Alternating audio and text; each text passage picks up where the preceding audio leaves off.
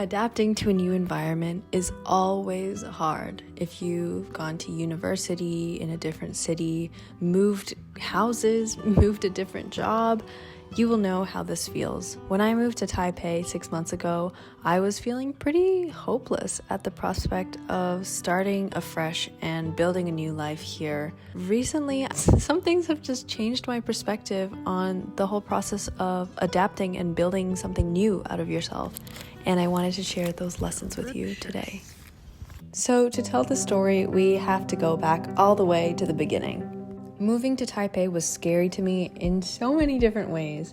First, I was moving somewhere where I had family but no friends my age. I was finally moving for a job that actually was very exciting to me, but I had no idea how it would go. I was also going to live with my boyfriend for the very first time, which was also really exciting, but also a little bit scary. When I spent a week in quarantine, I spent the entire week alone and thinking about all the things that could possibly go wrong in this chapter of my life. Turns out it wasn't all that bad. But all of those things that I was initially worried about, I wouldn't have been able to control anyway. Only time will tell whether or not your worries will come true. And so realizing what things are within your control that you can change and what things are not when you're going into a new environment is really important.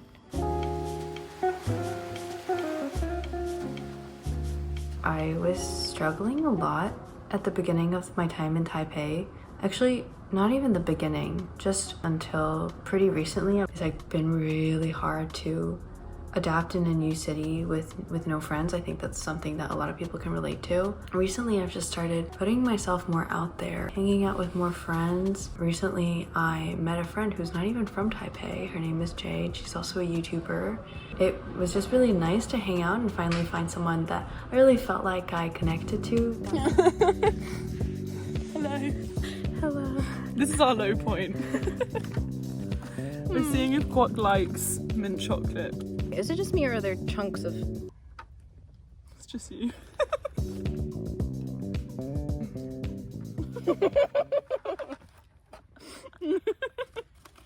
No. When I met Jade, I think I was in one of the loneliest times of my life. I think I was lonelier than I'd ever felt before, despite going into work and seeing people every day and coming home and seeing housemates every day. It just felt different not having close friends around me for kind of the first time in my life. And when moving to a new place, I don't know, it was so important for me to find my people. And with Jade, somehow I felt like, yeah, I've really found someone who has a beautiful soul. We really get along. This was just a really big turning point in my Taipei life, I think. You know how there's this 6-month rule about moving to a new city, and only after the 6 months you'll start to truly feel yourself again? Well, that time was kind of accurate, though it's been different for everywhere I've lived. For Paris, I think it was about 4 months before I started to feel myself. In Oxford, I felt like it was a whole year. In Taiwan, it was around 8 months. But I think every single time I move, I beat myself up over not feeling happy in this new place, like regretting my choices, blah, blah, blah, just really doubting myself. And just telling myself that, hey, it's gonna take a while, it's not gonna happen overnight, helps massively. Also, I know that when you're in the middle of a big struggle, whether you're struggling to adapt to a new job or a new place, whatever it is, it's really hard to pull yourself out of a rut and say, hey, today I'm gonna try and enjoy myself. I think sometimes I get caught up in the pursuit of this grand happiness, and I forget that actually there are a series of acts, a small comfort list of things that will actually bring me micro joys and contentment.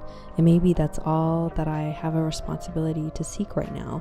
And everything else, the grand happiness, the panaceas, they can wait for another day. It kind of takes the pressure off wanting to be happy all the time and instead taking things as they come.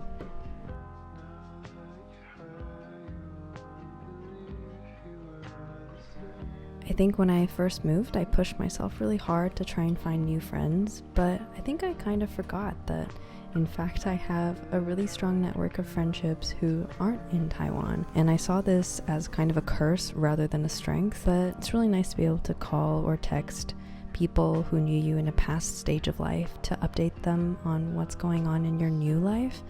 Just make sure that you are taking care of your existing relationships, because they're really those relationships that are going to help you combat homesickness, combat sadness, and loneliness while you're trying to settle into a new place. And my final tip, which is just general life advice that I've been following recently, is to optimize for something. To try and set your priority on something that is well-being related. So for me, I've optimized for making memories.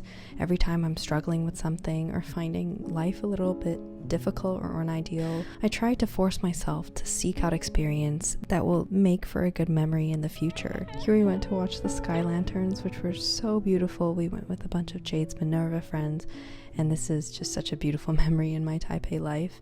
And there are so many more like this.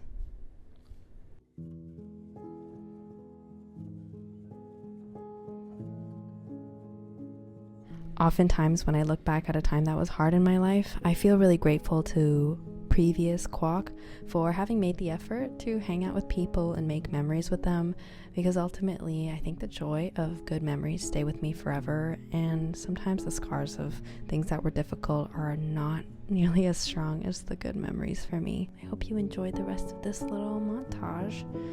I hope you enjoyed this vlog as well, and leave me a comment below. Let's chat. And also you guys can watch my other Taipei vlogs on my channel.